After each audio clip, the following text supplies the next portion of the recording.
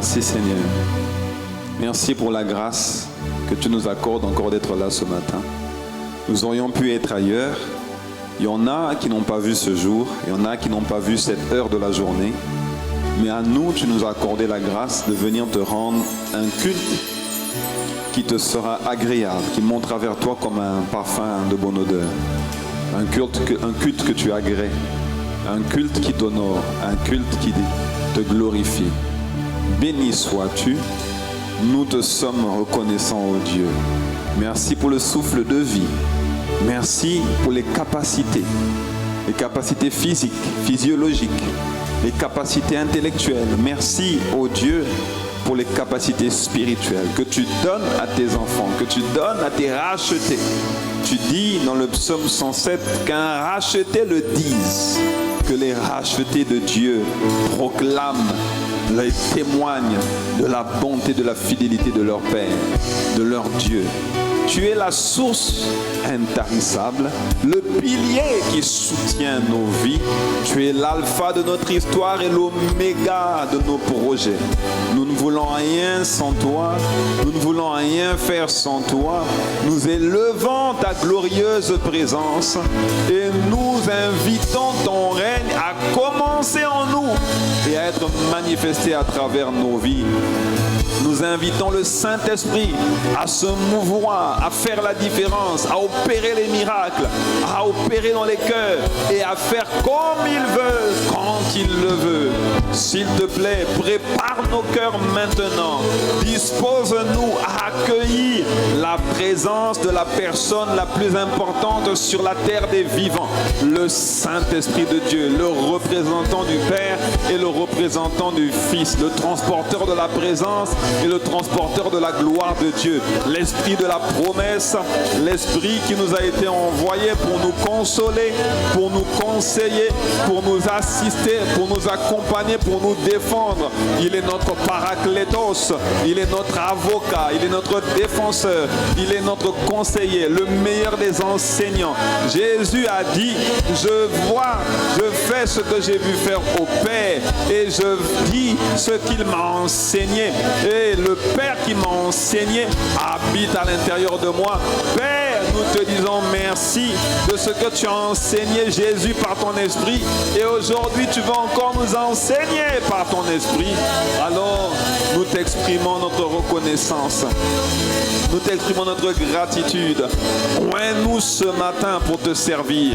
Oins-nous ce matin pour faire la différence. Oins-nous ce matin pour être des instruments de gloire, des témoins crédibles. Tu as dit, vous recevrez une puissance, le Saint-Esprit survenant sur vous, et vous serez mes témoins à Jérusalem, en Judée, en Samarie, jusqu'aux extrémités de la terre. Ah, Seigneur, équipe-nous pour que l'on te voie à travers nous. Fais-nous briller de mille feux pour qu'à travers nos vies, oh oui, les bonnes œuvres de Dieu soient manifestes. Tu as dit dans Jean 15 que c'est à cela que l'on reconnaîtra que nous sommes tes disciples lorsque nous portons beaucoup de fruits. Ah Seigneur, ce que nous désirons, ce à quoi nous aspirons, c'est porter du fruit, c'est être ces instruments, être ces témoins. C'est, Seigneur notre Dieu, mourir à nous-mêmes pour qu'à travers notre mort, la vie de Dieu soit communiquée, la vie de Dieu soit diffusée. Soutiens-nous, Seigneur. Hey! Ha, ha! Soutiens-moi. Oh, fais-le par ton esprit. Fais-le en ce lieu. Soutiens-moi. Seigneur, c'est la saison pour briller. C'est la saison pour manifester Christ. C'est la saison pour manifester ta gloire. Nous sommes candidats au changement. Nous sommes candidats à la propulsion, candidats à la percée, candidats à la transformation, candidats à la régénérescence, la régénération. Oh, soutiens par le Saint-Esprit, par l'onction divine. Soutiens notre foi. Équipe-nous pour ta gloire. Pourvu que l'on te voie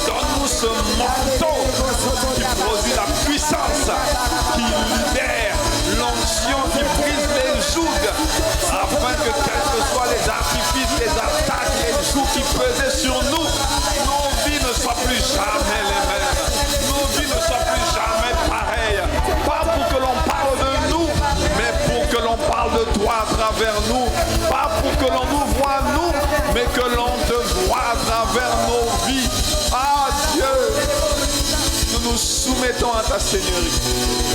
Selon qu'il est écrit, soumettez-vous donc à Dieu. Résistez au diable et il fuira.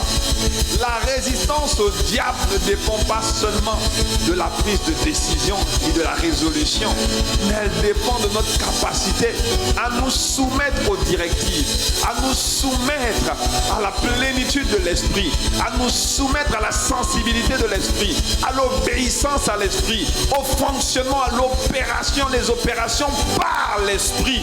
Alors, nous, Seigneur, ce matin, équipe-nous pour ta gloire, quel que soit le domaine d'appel, quel que soit le couloir de notre destinée, que ce soit les loisirs, le sport, que ce soit la communication, les médias, que ce soit la religion, la politique, que ce soit l'économie, les finances, quelle que soit la culture, l'éducation, quel que soit le domaine.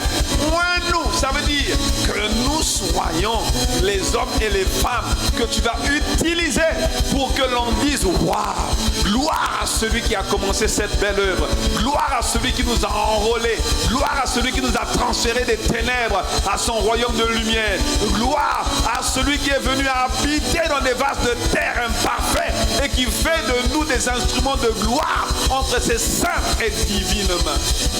Seigneur, parce que tu nous as appelés, tu es capable de nous affermir, tu es capable de nous fortifier puissamment, de nous redimensionner, de nous propulser comme des flèches vers notre destinée en Christ Jésus. Parce que c'est toi qui as commencé et tu achèves toujours ce que tu commences dans chacune de nos vies. Seigneur, nous te faisons confiance. Nous tournons vers toi les regards, parce que lorsqu'on tourne vers toi les regards, on est rayonnant de joie et nos visages ne se couvrent pas de honte. Nous avons foi que celui qui a commencé cette œuvre est fidèle et il va la rendre parfaite. Nous avons foi que l'on peut commencer comme Gédéon, comme étant un zéro, le plus pauvre, le plus petit de la famille, la plus pauvre en Manassé, et finir comme un héros. On peut commencer comme un Moïse, un meurtrier, et finir comme un libérateur. On peut commencer comme Paul, un persécuteur de l'Église, et finir comme un apôtre de Jésus-Christ. Père, oins-nous pour que l'on te voie à travers nous, pour que l'on te connaisse à travers nos histoires, pour que nous soyons délivrés de nous-mêmes et délivrés, Seigneur, de cette arrogance, cette suffisance qui consistait à s'appuyer sur nos intelligences, nos capacités, nos facultés limitées et qui, Seigneur, ne nous emmène pas bien loin. Parce que quel que soit le niveau, oh Seigneur, où nous pouvons arriver humainement, tu peux nous emmener beaucoup plus loin, beaucoup plus haut, beaucoup plus loin et beaucoup plus haut avec toi. Alors donne-nous de nous positionner là où tu déverses des fleuves d'eau vive, là où tu libères la grâce, là où tu nous remplis de ton esprit, là où tu nous équipes pour ta gloire, là où tu fais de nous des témoins crédibles, des témoins puissants, des témoins efficaces, des témoins efficients de la mort et de la résurrection de Jésus. Père, la mort et la résurrection de Jésus ne sont pas des événements anodins. Ce sont des événements qui marquent aujourd'hui notre marche dans la victoire, dans l'obéissance, la sainteté, l'humilité, la persévérance dans le nom de Jésus. Banaliser l'œuvre de la croix, ça veut dire je me positionne pour l'échec. Mais tu ne nous as pas positionnés pour l'échec, tu nous as positionnés pour que nous soyons le sel de la terre et la lumière du monde. Alors que nous allons porter du fruit, tu as dit que ces œuvres que nous allons manifester vont glorifier notre Père qui est dans les cieux et nous te sommes reconnaissants pour cela. Merci pour l'œuvre que tu vas continuer de faire dans nos vies. Merci de nous faire marcher, de nous faire fonctionner, de nous faire opérer de gloire en gloire, comme par le Seigneur l'Esprit. Béni sois-tu. Merci pour ce moment. Merci pour la grâce de te connaître. Merci pour la grâce de ta voix. La grâce de recevoir ce que tu envoies comme parole aujourd'hui pour nous. Nous te bénissons.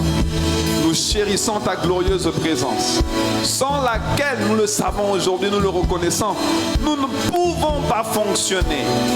Oh, quelqu'un dira, mais pasteur, est-ce que nous sommes dénués de toute intelligence, de toute forme de réflexion ou tout intellectualisme? Non. Mais tout intellectualisme, toute réflexion, toute intelligence qui n'est pas communiquée par l'esprit ne produira pas des fruits dignes de la repentance, des fruits qui disent gloire à Dieu, des fruits qui rendent la gloire à celui qui fait ses œuvres.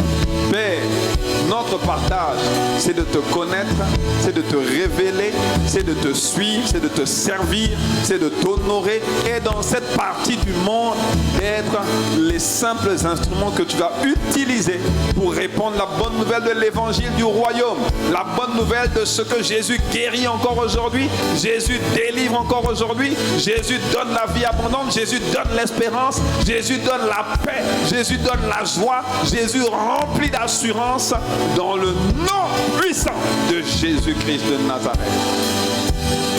Alors Père, reçois de notre part les sincères actions de grâce, les profondes acclamations, les clameurs et les cris de joie à celui qui est digne de gloire, qui est assis sur le trône de sa majesté, qui a fait asseoir son Fils avec lui dans les lieux célestes par sa puissance glorieuse, qui a agi. Ah, nous te sommes reconnaissants. Nous apprécions ton œuvre. Nous honorons le Saint-Esprit, sans lequel nous ne voulons pas opérer, sans lequel nous ne voulons pas fonctionner. Nous disons Amen à ta parole, à la parole que tu as envoyée pour faire sortir quelqu'un de la fosse. Oh, disons Amen, Amen. Amen, Amen. Amen, Amen. Amen.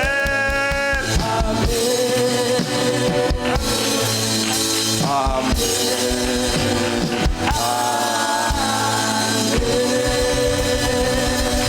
Ah, fais monter une vive acclamation pour le roi, pour Jésus le Christ, pour le Seigneur, pour le Père de bonté, le Père de miséricorde. Fais monter une vive acclamation pour le Saint-Esprit, pour Dieu, Père, Fils et Saint-Esprit. Dans le nom merveilleux de Jésus, nous avons ainsi prié avec action de grâce. Amen. Amen. Amen. Alléluia. Que quelqu'un dise un bon Amen. Wow. Soyez encore les bienvenus. Veuillez vous asseoir dans la présence de Dieu. Bénissons le Seigneur pour cette merveilleuse journée. Amen. Est-ce que nous pouvons acclamer le Seigneur pour nos bien-aimés?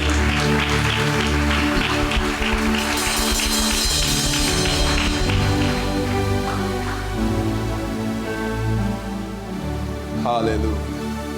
Wow. La bonne nouvelle de l'évangile du royaume. Annoncer Jésus, c'est annoncer une bonne nouvelle.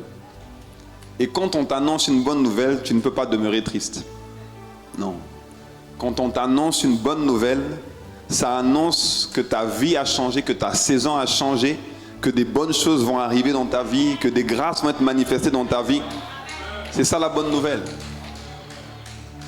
Dans 1 Corinthiens 15, il dit: je vous ai enseigné, verset 3, avant tout comme je l'avais aussi reçu, que Christ est mort pour nos péchés, selon les Écritures, qu'il a été enseveli et qu'il est ressuscité le troisième jour, selon les Écritures. La bonne nouvelle, c'est Christ mort à la croix. C'est Christ enseveli, c'est Christ ressuscité. Bien-aimé, la bonne nouvelle, c'est pas quand on te dit tu vas réussir, ouais, tu vas te marier, ouais, tu es béni, ouais. C'est pas ça la bonne nouvelle. La bonne nouvelle, c'est Christ est mort. Christ est enseveli. Il a été crucifié à la croix. Il est enseveli et il est ressuscité. C'est ça la bonne nouvelle. Autrement dit, c'est la compréhension de ce message-là qui change ta vie en Christ Jésus. Toutes les fois où on ne met pas l'accent sur la bonne nouvelle, on met l'accent sur ce que l'homme peut faire. Et ce que l'homme peut faire sera toujours limité. toujours limité. Il y aura beaucoup de raisonnements. On cherchera à expliquer, à comprendre, à ceci, à cela. Mais Jésus est mort à la croix. Il a été crucifié pour une raison. Jésus a endossé le péché de toute l'humanité. Jésus est devenu péché. La Bible dit que celui qui était sans péché est devenu pour nous péché, afin que nous devenions par lui justice de Dieu. Il a changé notre histoire. Il nous a donné une bonne nouvelle. À travers la bonne nouvelle, désormais, on peut connaître la paix qui surpasse toute connaissance et toute intelligence. À travers la bonne nouvelle, on peut vivre épanoui en Christ même si on n'a rien dans la poche. À travers la bonne nouvelle, marié ou pas marié, ayant un travail ou n'ayant pas de travail, entrepreneur ou pas entrepreneur, on est dans la joie, on sert Dieu humblement, efficacement, et nous sommes des instruments de gloire entre les mains du Seigneur. Mon frère, ma soeur, briller pour Dieu n'est pas une option. Briller n'est pas une option. J'ai déjà commencé mon message, j'ai des annonces, mais je les ferai à la fin. Le titre de mon message, c'est « Je désire briller ». Briller n'est pas une option. Parce que Dieu nous a allumés quand on a accepté Jésus-Christ comme Seigneur et Sauveur. La Bible dit, Éphésiens 5, verset 8, que autrefois nous étions ténèbres, mais que désormais nous sommes lumière. Marchez donc comme des enfants de lumière. Avant on était ténèbres, avant on ne connaissait pas Dieu. Et Jésus est la véritable lumière. Dans Jean chapitre 1, c'est ce qu'il dit. Il dit au commencement était la parole et la parole était avec Dieu, la parole était Dieu.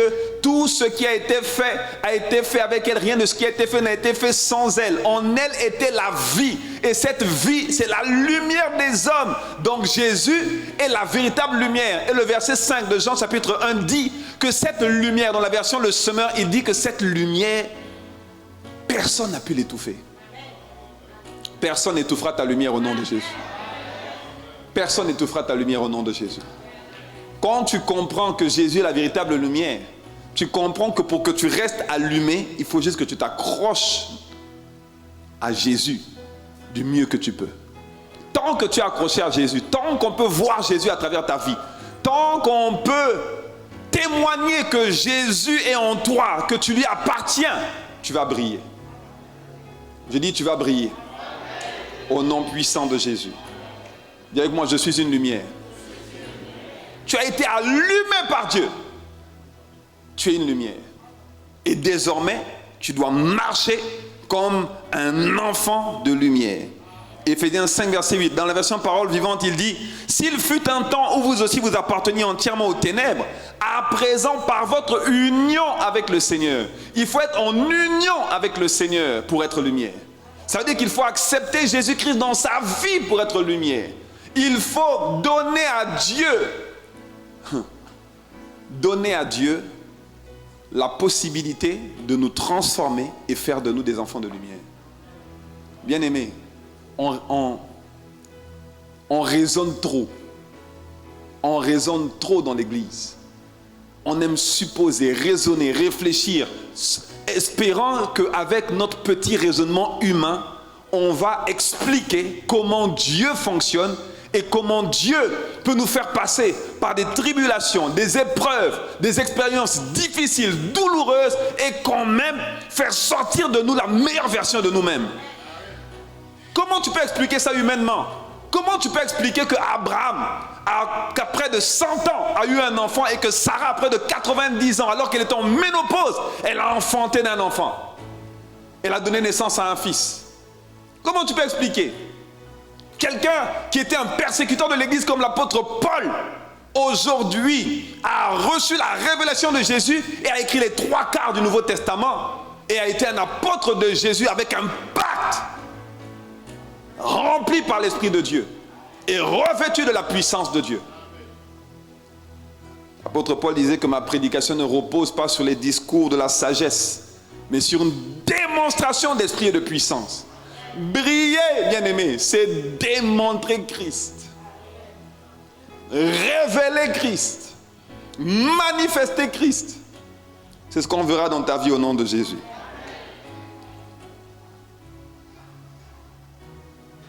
Il dit, s'il fut un temps où vous aussi vous apparteniez entièrement aux ténèbres, à présent, par votre union avec le Seigneur, vous êtes devenus des êtres de lumière. Comportez-vous donc comme tels, répandant la clarté autour de vous. Ça fait appel, référence à l'influence, répandre la clarté autour de nous. Ça veut dire qu'au-delà de ce que l'on va dire, ce que Jésus nous a demandé, c'est d'aller, autrement dit, de rentrer dans les sphères d'influence. C'est d'aller dans les quartiers, aller dans les rues. C'est parler de la bonne nouvelle. Pourquoi? Pour que d'autres comme nous reçoivent Jésus. Mais le pasteur Yvan nous expliquait, lors de la conférence que nous avons eue, méga impact conférence qui a eu il y a 2 semaines de cela, un peu plus de 2 semaines, que nous avons compris la dimension allons et fait de toute la nation des disciples, même si tout le monde ne le fait pas. Mais nous avons compris ce qui est attendu de nous. Mais la deuxième dimension, le deuxième volet qui était attendu de nous et par lequel Dieu voulait passer pour influencer les nations, répandre les valeurs du royaume dans les nations, les territoires, les quartiers, les familles, c'était la dimension de l'influence. Et dans la dimension de l'influence, on peut avoir plus de personnes qui reviennent à Jésus que lorsqu'on sort dans les rues et dans les quartiers en annonçant Jésus. Si tu es un sportif de haut niveau, que comme Kylian Mbappé, tu es vendu plusieurs millions d'euros, ta valeur marchande est de plusieurs millions d'euros. Quand tu vas convoquer une réunion, tu dis, ah, j'ai un thème à évoquer, je vais convoquer une réunion, tous les journalistes du monde entier vont venir. Mais si tu es un joueur du quartier, c'est souvent dans ta famille qu'on sait que tu es bon. Ailleurs, personne n'est au courant. C'est que dans ta famille, dans ta maison qu'on sait que tu es bon. Parce que tu as dit aux gens que tu étais bon. Et que tu convoques une réunion. Tu dis, venez me voir, j'ai un thème à évoquer. Personne ne va venir. Mais avec l'influence, tu vas toucher toutes les sphères, toutes les couches de la société. Toutes les personnes voudront entendre ce que tu as à dire, voudront recevoir de toi les secrets que tu as, les clés que tu as et qui peuvent changer la vie d'une personne. L'influence. Et briller, c'est comprendre ce qui est important pour Dieu. Briller n'est pas optionnel. Briller n'est pas réservé à une catégorie de personnes parce que Dieu ne fait exception de personne. Ça veut dire que Dieu attend de nous l'évangélisation, mais il attend également de nous l'influence. Autrement dit, quel que soit le domaine, que ce soit spirituel, que ce soit intellectuel, que ce soit professionnel, que ce soit social, Dieu attend de nous que nous soyons des modèles et des véritables témoins. Dieu ne nous a pas appelés à être des croyants, il nous a appelés à être des témoins. Un témoin est crédible. Un témoin, quand il parle, on l'écoute. Un témoin, c'est quelqu'un qui a expérimenté quelque chose ou qui a vu quelque chose dont il peut parler. On ne témoigne pas si on n'a pas fait l'expérience de la chose. Un témoin qui est appelé au tribunal, c'est parce qu'on sait qu'il a été témoin d'une scène, témoin de quelque chose. C'est pour ça qu'on veut entendre sa version, parce que sa version se rapproche de la vérité. On veut nous voir, nous entendre, nous comme témoins, parce que les personnes qui nous écoutent supposent que nous avons fait l'expérience de Dieu et que nous pouvons leur communiquer Dieu, pas la religion, Dieu. Pas la religion, pas l'église, mais Dieu. Dis à ton frère, il faut briller.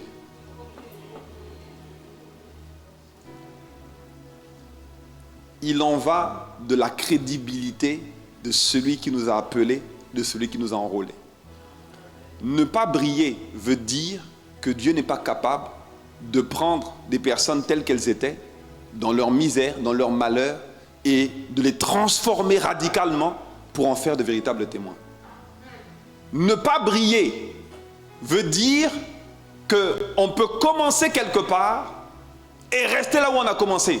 Et que la progression n'est réservée qu'à une catégorie de personnes, qu'à une catégorie d'individus dans la société qu'on peut appeler pasteur, évangéliste ou autre. Et encore, briller n'est pas optionnel. Et briller est réservé pour tout le monde. Est-ce que quelqu'un comprend? Comportez-vous donc comme tel, répandant la clarté autour de vous. Ça fait référence à notre influence. Nous sommes lumière. Et donc, il est normal que la lumière éclaire. Il est normal que la lumière éclaire.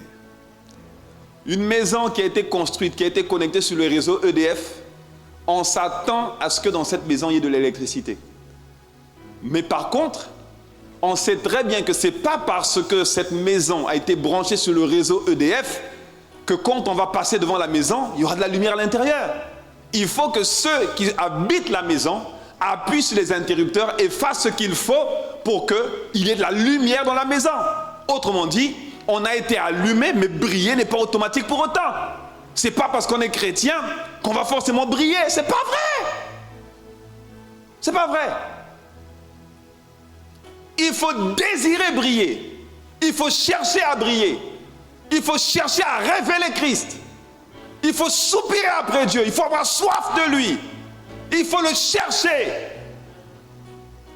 Dieu est un trésor. Et jusqu'à preuve du contraire, les trésors, on ne vient pas juste les prendre sur la surface de la terre. On creuse pour avoir les trésors. On creuse pour avoir de l'or. On creuse pour avoir les pierres précieuses. On va loin sous terre pour avoir du pétrole, de l'huile. Oil, comme on dit en anglais, c'est le pétrole. Il faut briller. Dis avec moi, je décide de briller. Ceux qui décident de briller, première chose qu'ils font, c'est valoriser la parole de Dieu. Ceux qui décident de briller, première chose qu'ils font, c'est valoriser la parole de Dieu. Ce que la plupart, certains font, c'est que quand on leur parle, par exemple, de briller, ou bien accomplir des exploits, ou bien faire des choses avec lesquelles ils ne sont pas accoutumés, avec des choses qu'ils n'ont pas l'habitude de faire, c'est de dire, mais pasteur, est-ce que tu es sûr que moi je peux faire ça? Est-ce que tu es sûr que je vais y arriver? Est-ce que tu es certain que c'est pour moi? Est-ce que tu es certain que ça me concerne? Est-ce que quand on parle de percer, quand on parle de réussir sa vie, quand on parle de briller, quand on parle d'éclairer le monde, est-ce que tu es sûr que c'est moi? Est-ce que quelqu'un me suit? Or, bien-aimé, quand on prend la parole de Dieu n'a jamais dit qu'elle concernait uniquement Pierre, Jacques, Jean, André, Barthélemy, Thomas et tous les disciples qui ont accompagné Jésus. La parole de Dieu concerne tout le monde, tous ceux qui ont cru, à tous ceux qui ont cru, à ceux qui ont cru en son nom, cette parole a donné un pouvoir. C'est une puissance, c'est une capacité. Donc, il y a une grande corrélation très étroite entre le fait de manifester la puissance, d'avoir la capacité divine pour faire des exploits dans cette génération et le fait de croire en la parole. Donc, cette parole est importante pour pouvoir manifester la lumière. Est-ce que quelqu'un me suit? La Bible dit, Jean 1, verset 1 à 5, « Au commencement était celui qui est la parole de Dieu. Il était avec Dieu. Il était lui-même Dieu. » Et on parle de Jésus. La Bible l'appelle la parole. Au commencement, il était avec Dieu. Tout a été créé par lui. Rien de ce qui a été créé n'a été créé sans lui. En lui résidait la vie. Et cette vie était la lumière des hommes. Il dit donc que la lumière, c'est la vie. Et cette lumière qui est la vie s'appelle Jésus. Est-ce que quelqu'un me suit? Il dit que la lumière brille dans les ténèbres et les ténèbres ne l'ont pas étouffée. C'est la version de Semeur. La lumière brille dans les ténèbres et les ténèbres ne l'ont pas étouffée. C'est une vie qui n'est pas une vie humaine. Ce n'est pas juste le fait d'inspirer et d'expirer. C'est une vie. Autrement dit, c'est une qualité de vie.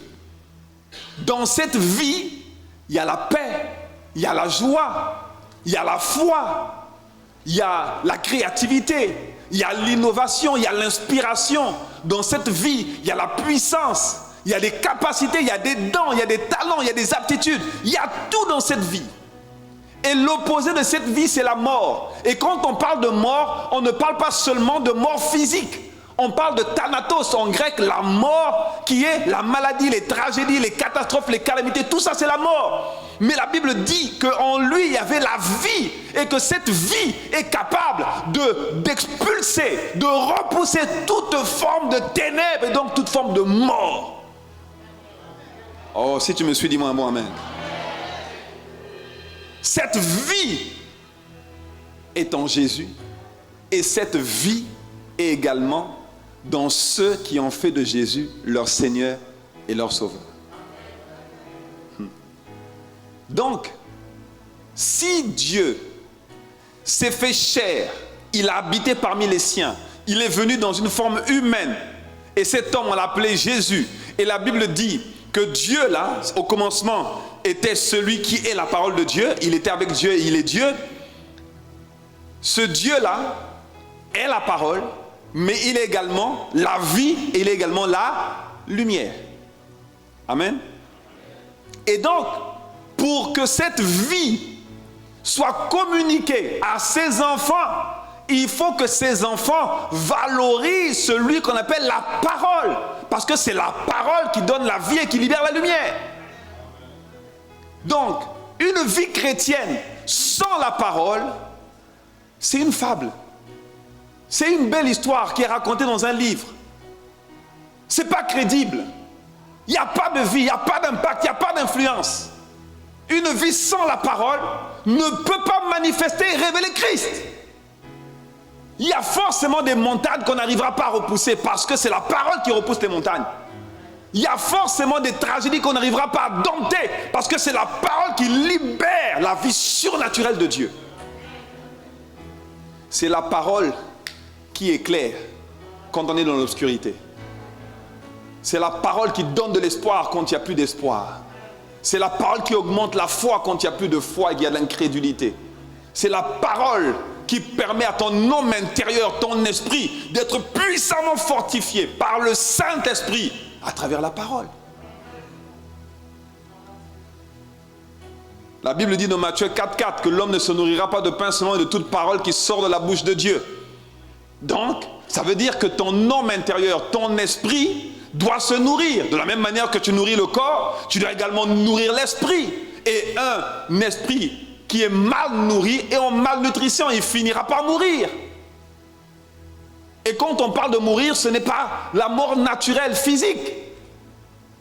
C'est vivre une vie de chaos, une vie de désordre, une vie qui est remplie de tragédies et pour lesquelles on ne peut rien faire. On subit les circonstances. La parole donne la vie. La parole libère la lumière. La parole te fait briller. La parole te nourrit. Quelqu'un qui est en malnutrition ne peut pas briller. Je te vois briller au nom de Jésus. Parce que tu es nourri par la parole. La parole augmente ton assurance. Romains 10, 17 dit que la foi vient de ce qu'on entend et ce qu'on entend vient de la parole de Christ. Le mot parole ici, c'est le mot grec rhéma. Donc la foi vient de ce qu'on entend et ce qu'on entend vient du rhéma de Christ. Et rhéma, c'est révélation. Autrement dit, la parole révélée, c'est la parole révélée qui te permet de dire « Ah, ok, j'ai compris » et qui augmente donc ton niveau d'assurance et donc de foi. La foi n'est pas aveugle. La foi, c'est pas juste parce que je suis chrétien que j'ai la foi. C'est pas vrai. La foi dans un domaine particulier de ta vie dans lequel tu as besoin d'avoir de la foi pour voir la victoire, elle se nourrit par la parole. Et c'est quand la parole vient à toi comme une parole révélée, ça veut dire que ton entendement est ouvert, ta compréhension t'est donnée, la compréhension t'est donnée par le Saint-Esprit, que ton assurance augmente, que même quand il y a une tragédie, tu crois que tu vas dompter la tragédie, tu vas passer à travers, mais même quand on t'a diagnostiqué une maladie, tu crois que la maladie va s'arrêter au nom de Jésus. Qu'est-ce qui te donne ce niveau de confiance? C'est la parole rhéma. La parole non seulement te nourrit, non seulement augmente ton assurance, mais elle te donne également la direction.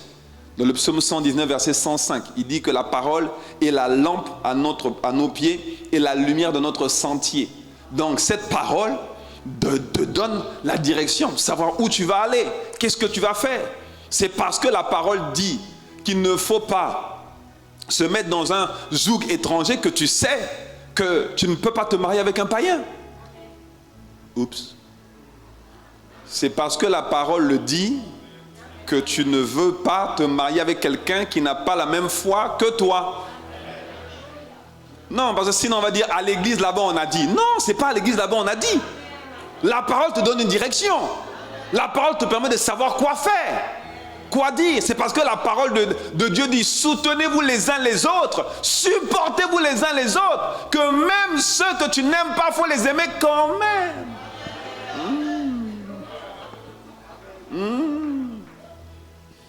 La parole de Dieu te dirige. Elle te permet de prendre la direction de l'amour, la direction de la vérité. Tu lâches la fausseté, tu abandonnes l'hypocrisie, tu fais tomber les masques. Parce que la parole de Dieu te donne la direction. La parole de Dieu est un médicament. Proverbe 4, versets 20 à 22. Mon fils, sois attentif à mes paroles, prête l'oreille à mes discours, qui ne s'éloignent pas de tes yeux. Garde-les dans le fond de ton cœur, car c'est la vie pour ceux qui les trouvent. Garde-les dans le fond de ton cœur. Vous savez que les êtres humains n'ont fait que reproduire ou copier les vérités spirituelles. Aujourd'hui, le fait de prendre un médicament, quand tu as mal à la tête, tu vas prendre par exemple une aspirine, voilà, un comprimé d'aspirine. Tu vas prendre un comprimé d'aspirine et la douleur va s'estomper pour passer définitivement, n'est-ce pas? Mais quand tu prends le comprimé d'aspirine, tu mets dans le verre et tu prends un comprimé par exemple effervescent, tu attends que voilà, ça s'évapore, tout ça, et est-ce que ton mal de tête passe en contemplant le verre? Waouh, l'aspirine. Ah, ça là, ça va me faire du bien. Ça va me faire du bien ce comprimé. Ah oui, ouais. Est-ce que la douleur passe quand tu prends le verre d'eau donc, dans lequel il y a le comprimé d'aspirine et que tu fais ça avec ta bouche et puis tu jettes et tu t'attends à ce que le mal de tête s'estompe? Absolument pas. Tu es obligé de l'avaler, le comprimé d'aspirine. Parce que pour que ça aille toucher les cellules qui sont responsables de la douleur et que ça estompe ça enlève la douleur, il faut que tu l'avales. Bon, arrête de dire les trop de amen là. Il faut écouter d'abord. Il faut écouter. La parole de Dieu est un médicament. Avale le médicament de la parole. Et avaler, ça veut dire quoi? Ça veut dire, mon fils, sois attentif à mes paroles, prête l'oreille à mes discours. Donc, la parole que je la donne par la prédication, que je la donne à travers la Bible, que je la donne à travers une exhortation, un encouragement, valorise ma parole, fais attention à elle. Et qu'est-ce que tu vas faire ensuite? Ne l'éloigne pas de tes yeux, mais garde-les au fond de ton cœur. Autrement dit, médite-la. Fais-la rentrer en toi. Tous les nutriments, toutes les vitamines dont tu as besoin dans le médicament, tu ne peux pas les avoir. Ils ne peuvent pas se déployer dans tout ton corps si le médicament n'est pas avalé. Donc tant que la parole n'est pas dans ton cœur, tu ne peux pas être transformé. Donc, les amis, dans l'église, on n'a pas des hommes et des femmes de foi. On a beaucoup de rêveurs. On a beaucoup de gens qui se disent que cette parole-là, le miracle, ils vont le vivre. Mais alors qu'ils ne prennent pas le temps de faire asseoir la parole dans le cœur. Quand j'étais à Paris pendant la conférence et que je recevais les messages, Pasteur Yvan, Pasteur Mohamed, j'étais émerveillé par la profondeur des messages. J'étais émerveillé par comment la parole était à propos pour l'Église de façon générale, au-delà d'ICC. Comment justement on a tout ce qu'il faut. La Bible dit vous avez tout pleinement en Christ, mais on ne manifeste pas. On n'a pas des vies qui donnent envie. On ne brille pas. Et on se dit que c'est les démons, c'est les sorciers, c'est les attaques. Non! Depuis quand Satan peut arrêter la vie d'un enfant de Dieu? Depuis quand? Awa. Dis à ton voisin, Awa. Notre problème, ce n'est pas le diable. Hier encore, j'étais émerveillé. J'étais dans ma chambre, le Seigneur me montrait des choses. Je jubilais parce qu'il me révélait sa parole et je jubilais. J'étais waouh, c'est ça, mais waouh, c'est merveilleux, c'est magnifique. Je disais merci Seigneur. Pourquoi? Parce que le diable ne peut pas arrêter quelqu'un qui a reçu la puissance de la résurrection. De la même manière que la puissance de la résurrection a pris Jésus dans le tombeau. Dans Éphésiens 1 verset 20, la Bible dit que c'est la puissance de la résurrection qui a pris Jésus et qui l'a fait asseoir dans les lieux célestes à la droite de Dieu. Et la puissance de la résurrection nous a pris des ténèbres, nous a sortis des ténèbres pour nous emmener dans la lumière. Qui peut arrêter la puissance de la résurrection? Qui? Dites-moi, qui? Ça n'existe pas. Parce que dans le même Éphésiens, il dit au verset 21, au-dessus de toute domination, de toute autorité, de tout nom qui ne peut se nommer, ni dans le siècle présent, ni dans le siècle à venir. Autrement dit, l'entité qui doit arrêter là n'existe pas et n'existera pas. Ça n'existe pas. Qui peut arrêter Dieu?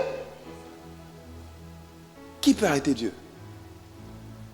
Quand Dieu a pris une résolution, personne ne peut l'arrêter. Impossible. Donc, qu'est-ce qui nous empêche, nous, de manifester cette lumière, de briller? C'est le fait de ne pas valoriser les clés que Dieu a données, la parole. Depuis 1905, tu as accepté le Seigneur, tu ne changes pas. Même amertume, même colère, même ressentiment, même jalousie, même paresse, même aigreur, même ceci, même cela. Alors, la parole de Dieu dit, prends le médicament. Tu es malade, prends le médicament. Soigne-toi. Non, dis à ton voisin, soigne-toi. N'aie pas peur de lui. C'est moi qui ai dit. Dis, soigne-toi.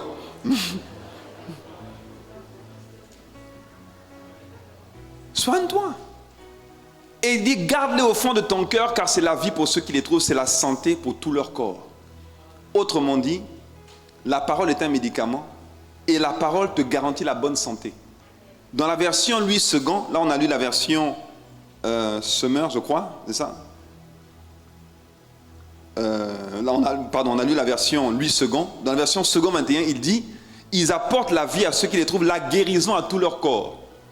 Une version dit la guérison, l'autre version dit la santé. Autrement dit, la guérison et la santé ne sont manifestées que quand on avale la pilule de la parole de Dieu. Si tu me suis, dis-moi un bon amen. Pourquoi est-ce que je vous parle de tout ça? Parce qu'on a reçu des enseignements. Si vous ne les avez pas encore écoutés, allez les écouter s'il vous plaît, pour vous-même. On a reçu des enseignements très profonds, très pertinents, très poignants, très édifiants, très puissants.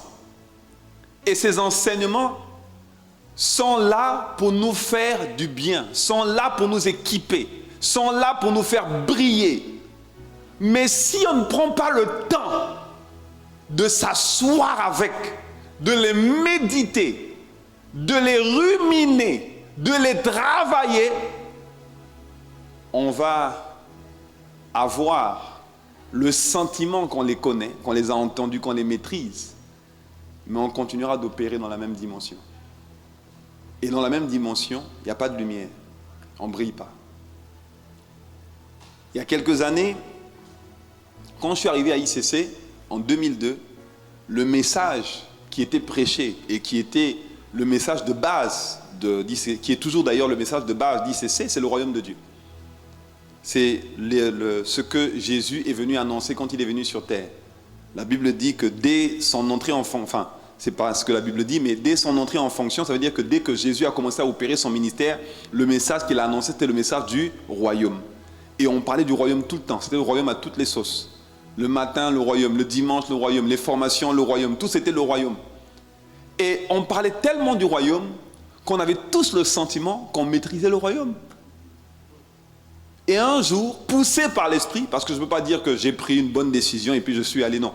Poussé par l'esprit, j'ai dit, je me suis dit qu'il faut que je prenne un temps de retraite pour vraiment comprendre ce que c'est le royaume. Donc je vais aller chercher Dieu pour que Dieu m'explique c'est quoi le royaume. Et j'ai pris ce temps de retraite, je suis allé pendant 2-3 jours. Et pendant la retraite, Dieu me parle. Et il me fait comprendre c'est quoi le royaume. J'ai dit waouh! J'étais émerveillé. J'ai béni Dieu, j'étais waouh, tellement dans la joie. J'ai dit magnifique, waouh! Et après, c'est comme si je suis revenu sur terre. Et je me suis demandé, mais si moi, bon, je ne dis pas que je suis le meilleur, je ne dis pas que il n'y en a pas qui ont compris avant moi, peut-être qu'il y en a qui ont certainement compris. Mais je sais que la plupart des gens sont comme moi. Ils sont enthousiastes. Et que peut-être qu'ils étudient leur Bible, peut-être pas. Mais en tout cas, on est désireux d'avancer. Mais on ne voit pas forcément tout de suite. Et ce que je me suis dit au fond de moi, je dis, mais si là maintenant, je comprends le royaume, alors qu'on prêche le royaume depuis plusieurs mois, voire années. Et ceux qui sont comme moi, ça veut dire qu'ils n'ont pas compris. C'est-à-dire que sans révélation, tu te dis que tu le comprends, tu le dis que tu sais, tu te dis que tu as entendu, tu te dis que quand on te dit par exemple aujourd'hui, tu vas sortir du culte, on dit de quoi le pasteur a parlé. Ah, il a parlé de briller. Mais briller c'est quoi? Dire, ah tu sais, c'est briller, c'est faire les bonnes choses pour Dieu, tout ça. Mais quand tu dis tout ça là, ça veut dire que tu ne le maîtrises pas. Or c'est possible de le maîtriser. C'est possible de recevoir la révélation derrière la parole qui a été prêchée et prononcée. C'est possible d'aller plus loin.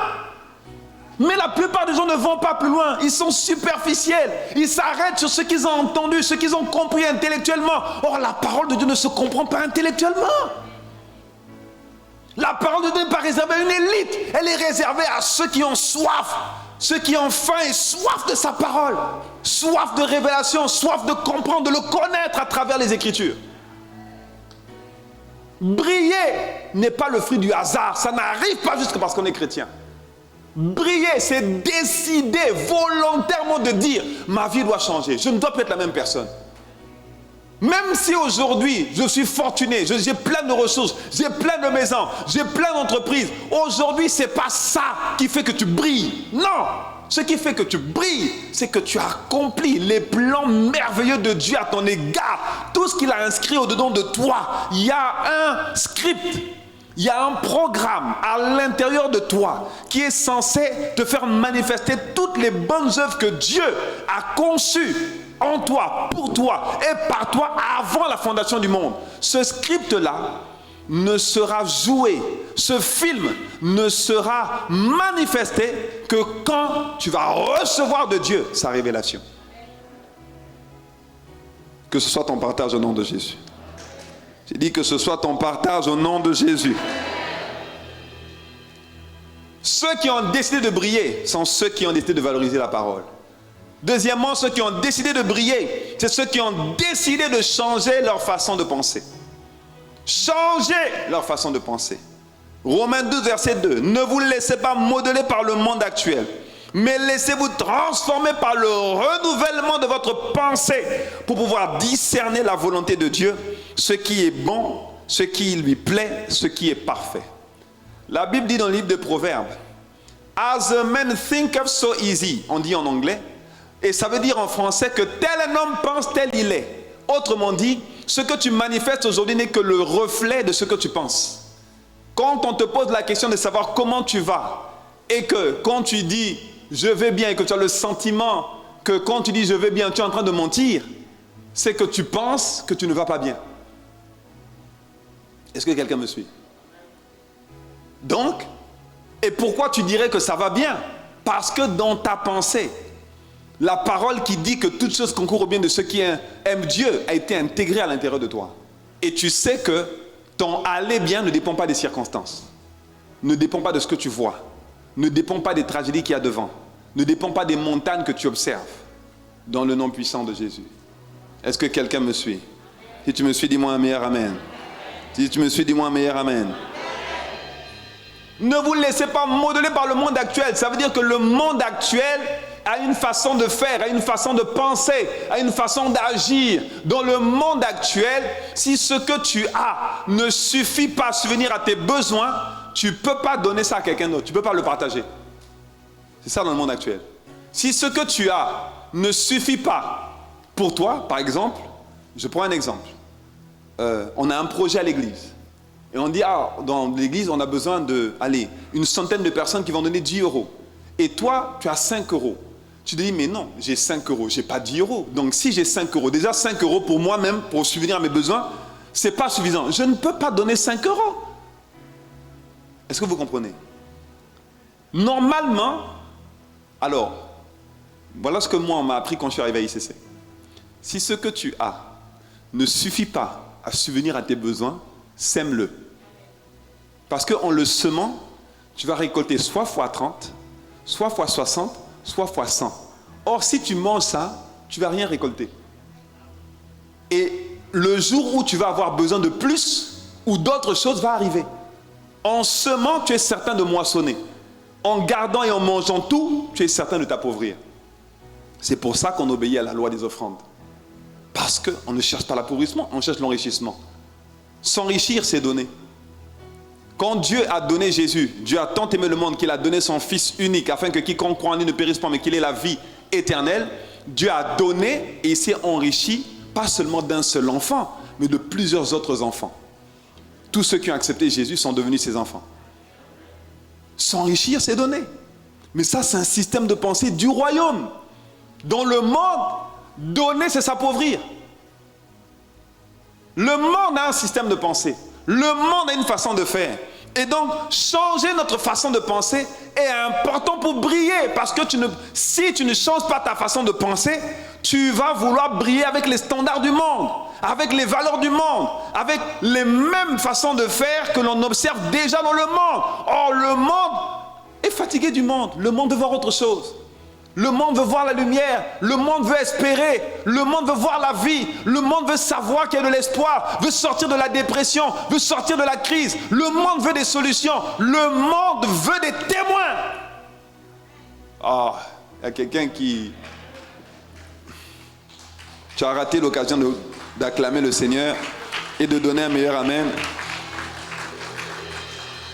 Le monde attend avec un ardent désir la manifestation de ceux qui marchent par l'Esprit, autrement dit des fils. La Bible dit que Romains 8, verset 14, que ceux qui sont fils de Dieu, ceux qui marchent par l'Esprit, c'est ceux qui sont fils de Dieu, n'est-ce pas? Donc, la manifestation des fils, ce sont la manifestation de ceux qui fonctionnent avec l'Esprit de Dieu. Donc, le monde attend ce type de personnes. Des personnes qui sont des lumières, des personnes qui éclairent, des personnes qui influencent. Des personnes qui, dans les couloirs de leur destinée, vont poser les bonnes actions, qui vont porter du fruit, accomplir les bonnes œuvres pour lesquelles le Seigneur les a appelés. Est-ce que quelqu'un me suit? Quand tu changes ta façon de penser, tu changes ta façon de parler. Quand tu changes ta façon de penser, tu changes ta façon de parler. Tu adoptes le langage de Dieu. Éphésiens 4, verset 29, version Le Semeur, il dit « Ne laissez aucune parole blessante franchir vos lèvres, mais seulement des paroles empreintes de bonté, qu'elles répondent à un besoin et aident les autres à grandir dans la foi. Ainsi, elles feront du bien à ceux qui vous entendent.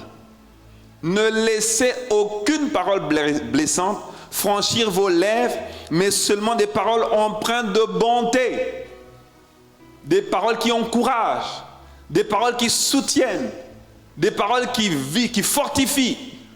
Ne laissez pas les paroles blessantes. Ça veut dire, ne vous conformez pas à la façon de faire du monde. Dans le monde, on veut se venger. Dans le monde, on veut garder la colère, garder la rancune, garder les ressentiments. Dans le monde, on veut faire comme celui qui est le chef du monde, le diable. La façon de penser du monde est un système de pensée que le diable a diffusé sur la terre tout entière comme une toile d'araignée, comme ça. C'est pour ça que la Bible dit que le monde est sous la domination du malin. Mais ne vous conformez pas au monde. Refuse de penser comme le monde pense. Décide de briller. Vois-toi comme quelqu'un qui brille. Vois-toi comme un franchisseur d'obstacles. Vois-toi comme un tueur de géants. Vois-toi comme quelqu'un qui va passer à travers les adversités. Passer à travers les tragédies, passer à travers les douleurs de la vie, les expériences amères d'hier, les expériences amères d'aujourd'hui. Vois-toi comme un triomphateur, parce que le triomphateur le plus fort habite à l'intérieur de toi. Vois-toi comme un plus que vainqueur, parce que c'est ce que Dieu dit à ton sujet qui importe, et ce n'est pas ce que les hommes disent ou les expériences disent qui importe. Change ta façon de te voir, change ta façon de penser. Pense victoire. Pense conquête, pense triomphe, pense que tu as le caractère de Christ, pense amour, pense paix, pense assurance, et tu le verras se manifester. Vous le décréterez et cela arrivera, a dit la parole. Que quelqu'un dise Amen. Troisième chose que doivent faire ceux qui ont décidé de briller. Ceux qui ont décidé de briller ont décidé de se fixer des objectifs concrets. Des objectifs concrets. On a reçu les messages, on a passé donc la conférence, on a eu de merveilleux enseignements. Maintenant, la question c'est comment tu vas faire pour faire asseoir cette parole à l'intérieur de ton cœur.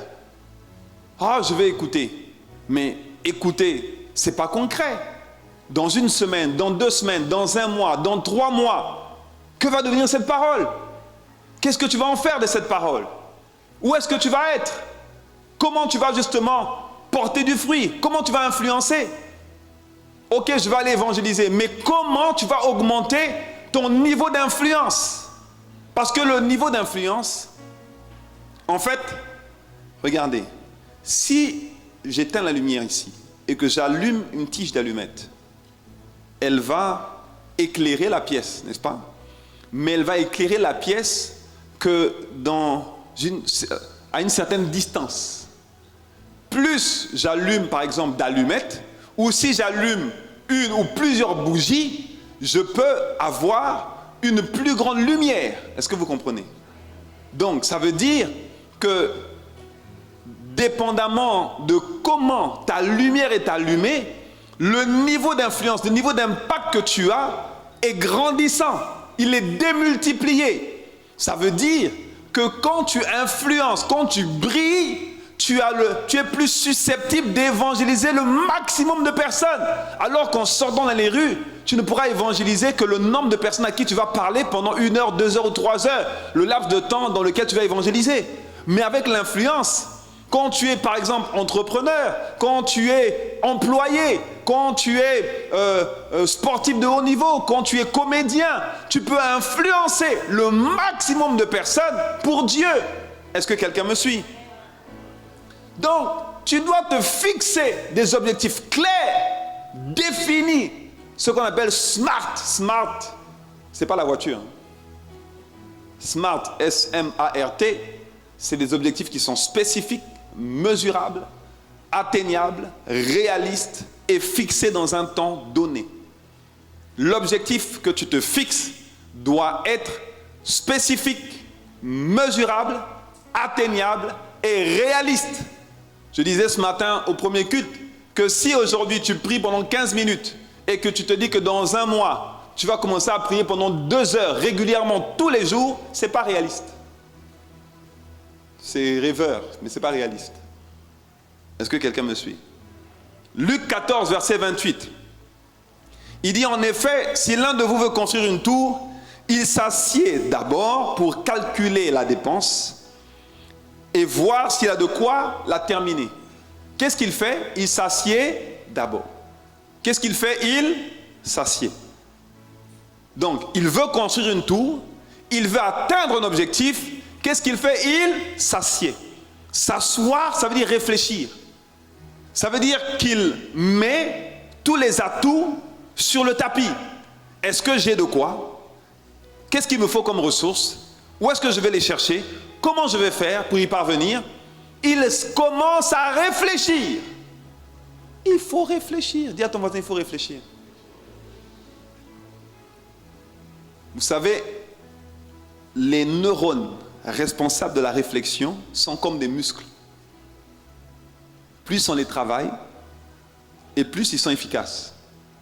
Mais à partir du moment où, quand il faut réfléchir, Vous savez, je connais par exemple des gens,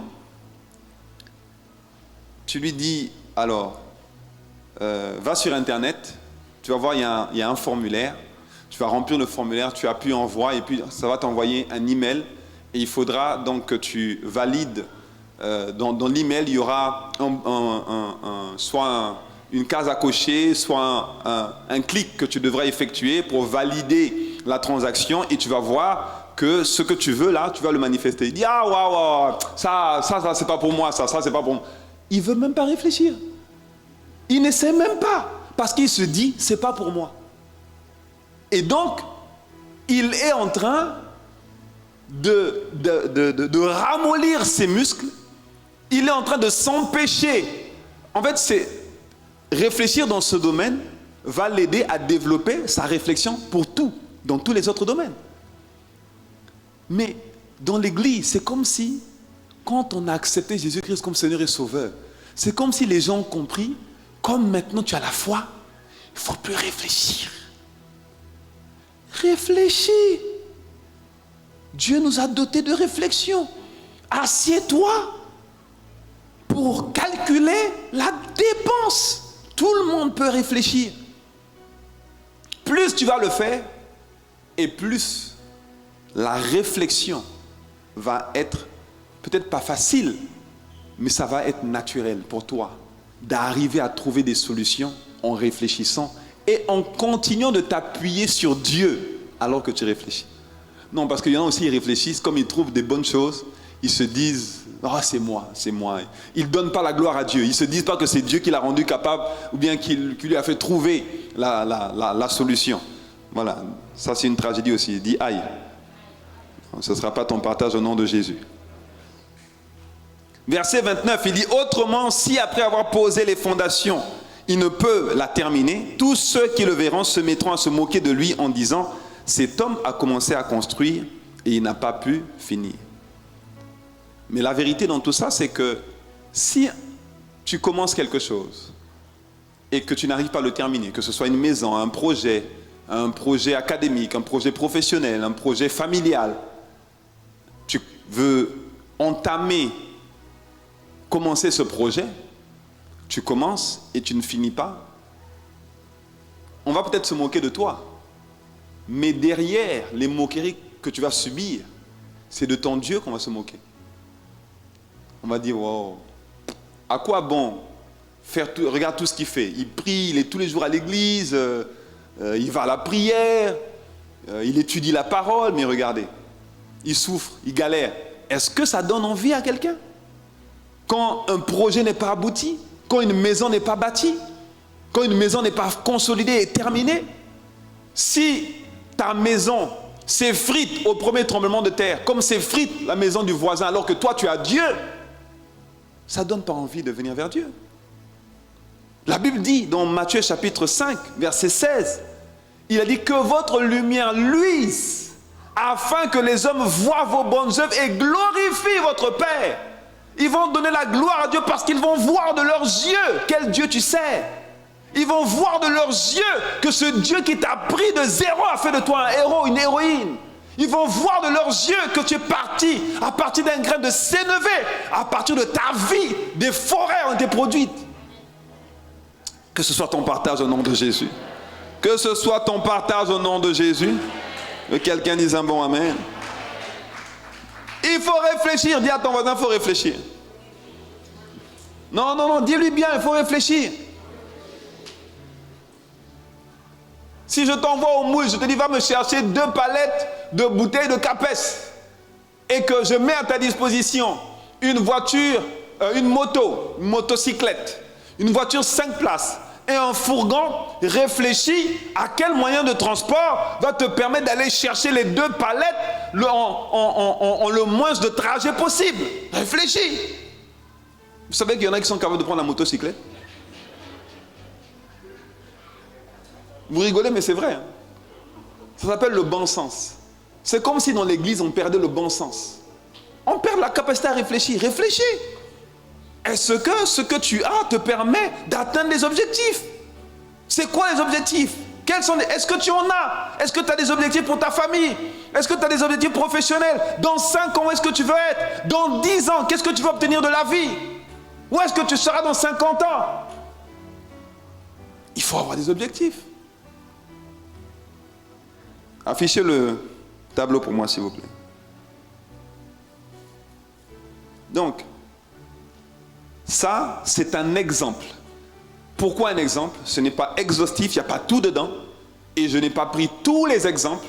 Mais ce sont des exemples pour vous donner juste une idée de ce que c'est que de se fixer des objectifs.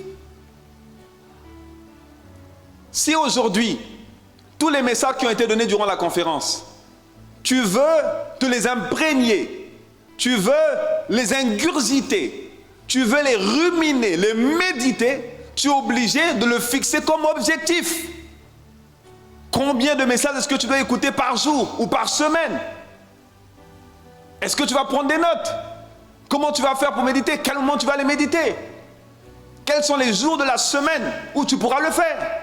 Par exemple, si tu veux augmenter ta valeur intellectuelle ou spirituelle, tu peux le faire en lisant un livre. Lire au moins 12 livres dans l'année. Alors, juste à titre indicatif, 12 livres dans l'année, ça veut dire que tu lis un livre par mois. Bon, je ne vais pas vous choquer, mais quelqu'un comme Pasteur Mathieu, à Shimolo, qui a été un des orateurs de la conférence, il lit, 2 livres par semaine. Donc, il lit plus d'une centaine de livres par an. Pourquoi? Parce que il veut augmenter sa valeur.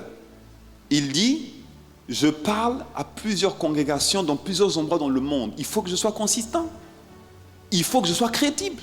Il faut que quand je parle, on sente du poids dans les paroles que je prononce. Mais la plupart des gens, tu as reçu une révélation de la part de Dieu, tu penses que tu es qualifié pour aller parler aux gens. Tu veux parler d'un domaine particulier, le domaine social, le domaine, je sais pas moi, sportif, le domaine des loisirs, de la culture. Va te former. Va étudier le domaine. Regarde sur Internet. Fais de la prospection. Emmagasine les informations. Étudie-les. Travaille-les. Fixe-toi des objectifs concrets. Tu veux être consistant. Tu veux augmenter ta valeur intellectuelle. Lis au moins un livre. Si tu ne lis pas, mon frère, ma soeur, si je t'attrape,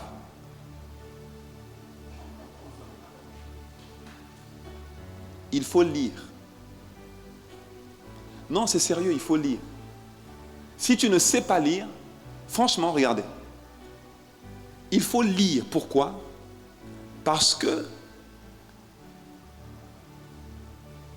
je prends l'exemple d'une encyclopédie. Les gens ont fait le tour du monde.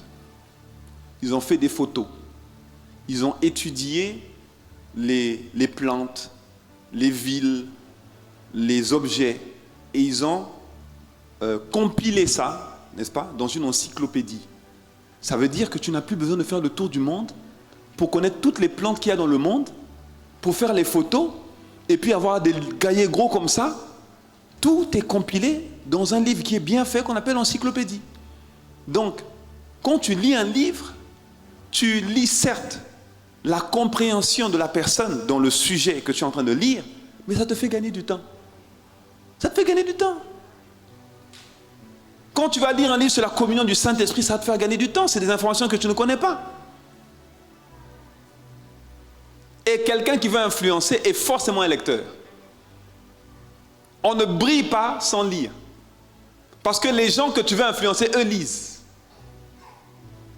Les politiciens, tu peux dire ce que tu veux, même s'ils vont faire des pactes pour rester dans les positions qu'ils obtiennent dans le monde, ils lisent, ils s'informent, ils se documentent, ils sont calés dans les domaines dans lesquels tu vas les interroger.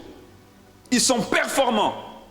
Tu veux briller dans le monde, influencer les gens ne t'ont pas attendu. Ils n'ont pas attendu que tu deviennes enfant de Dieu rempli de l'esprit pour pouvoir opérer dans ces domaines-là. Chaque domaine est dirigé par un roi. Jésus est le roi de tous les rois. Ça veut dire qu'il y a plusieurs royaumes. Il y a le royaume des airs, il y a le royaume des eaux, les royaumes des forêts, il y a les royaumes, il y a plusieurs royaumes. La menuiserie, c'est un royaume. La peinture, c'est un royaume. L'ingénierie informatique, c'est un royaume. Mais dans ces royaumes-là, il y a un roi dedans. Et ce roi-là, il n'est pas forcément chrétien. Tu veux influencer dans ce domaine? Forme-toi, équipe-toi. Ne sois pas juste content d'avoir ton travail et puis ton salaire à la fin du mois. On t'appelle à briller, ça veut dire influencer d'autres sphères que la sphère que tu fréquentes. Fixe-toi des objectifs concrets. Je vous ai déjà raconté comment moi j'ai commencé à lire. Quand j'étais petit, par la grâce de Dieu, j'étais très bon à l'école. J'étais très bon à l'école. Et je lisais beaucoup de bandes dessinées. Ça m'a permis d'être très bon en orthographe. En tout cas à l'époque, je l'étais. Donc j'étais bon en orthographe parce que je lisais beaucoup de bandes dessinées. Mais je n'aimais pas les livres sans images. Les romans, tu sais, Maupassant, tout ça là. Je n'aimais pas les livres sans images. Le rouge et le noir. Ça m'ennuyait. J'ai dit, mais c'est pas intéressant, Bitalassa. C'est pas... Ça donne pas envie. Et je lisais les livres qu'on demandait de lire à l'école. Malgré moi. Mais c'était vraiment malgré moi. Et quand je suis allé aux États-Unis, j'ai appris une chose. On m'a dit, tu sais, chaque fois qu'on veut cacher quelque chose à un homme noir, on le met dans un livre. Je dis, ah bon? Pourquoi? Il dit, bon, on sait que l'homme noir ne lit pas. J'ai dit, ah bon? Et j'ai commencé à regarder à ma vie. J'ai dit, mais c'est vrai que j'aime pas lire.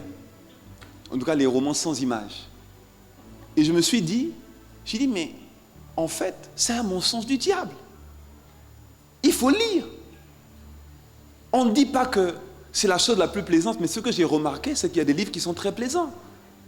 C'est comme tout. Si tu ne commences pas, tu ne pourras jamais l'apprécier. Tu ne pourras jamais l'apprécier. Si tu ne commences pas, au moins au début, ce ne sera peut-être pas évident. Et puis quand tu veux commencer, choisis un livre qui est plaisant, choisis une thématique qui te plaît, qui t'intéresse un peu. Ça dit que fixe-toi des objectifs. À court terme, à moyen terme, à long terme. Combien de livres tu veux lire dans 5 ans?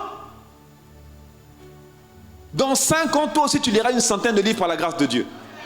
Par an. Là où tu es n'est pas une fatalité. Mais la raison... j'ai trop aimé la conférence. J'ai trop aimé la conférence. Moi, je suis sorti de la conférence, j'ai dit, je ne serai plus jamais la même personne. Je refuse. Je refuse, je ne serai plus jamais la même personne. Et pasteur Yvon disait qu'en fait, beaucoup de gens veulent augmenter leur niveau de rémunération. Ils veulent gagner plus. N'est-ce pas? Mais beaucoup de gens ne sont pas qualifiés pour gagner plus. Dieu ne le permet pas parce que Dieu est un Dieu juste. Il ne te donnera pas juste un plus gros salaire parce que tu es chrétien. C'est faux. C'est faux. Il faut augmenter sa valeur. Tu dois attirer à toi, par rapport à ce qui est en toi, tu dois attirer à toi les ressources. On doit venir te donner des contrats en fonction de ce qui est, du niveau de sagesse qui sort de ta bouche. Pourquoi? Parce que tu t'es formé. Tu es intéressé par les jeunes filles. Tu es intéressé par le fait d'influencer les femmes, d'influencer les hommes. Va étudier les hommes, les comportements des hommes. Moi, quand je suis arrivé en Guadeloupe, j'ai lu des livres sur la sociologie guadeloupéenne antillaise. J'ai lu des livres des ressources humaines pour comprendre comment les Guadeloupéens fonctionnaient. Et on t'écrit un livre des ressources humaines sur la Guadeloupe et on te parle de l'esclavage. Je dis, mais qu'est-ce que ça a à voir, l'esclavage? Et en fait, on te fait comprendre que la mentalité aux Antilles et de façon générale dans les îles est très marquée par le vécu de l'esclavage. Et que quand tu vas travailler en Guadeloupe, si tu n'es pas conscient de ça, tu vas repartir aussi vite que tu es venu. Parce que tu es chef quelque part, tu vas dire à quelqu'un, fais ton travail, il va croire que tu le prends de haut. Mais quand tu lui dis, bon, aide-moi, tu peux faire ça pour moi s'il te plaît? Il dit, ah, ok, je vais faire. Mais c'est son travail. Il est payé pour faire ça, mais tu es obligé de lui dire, s'il te plaît, est-ce que tu peux m'aider?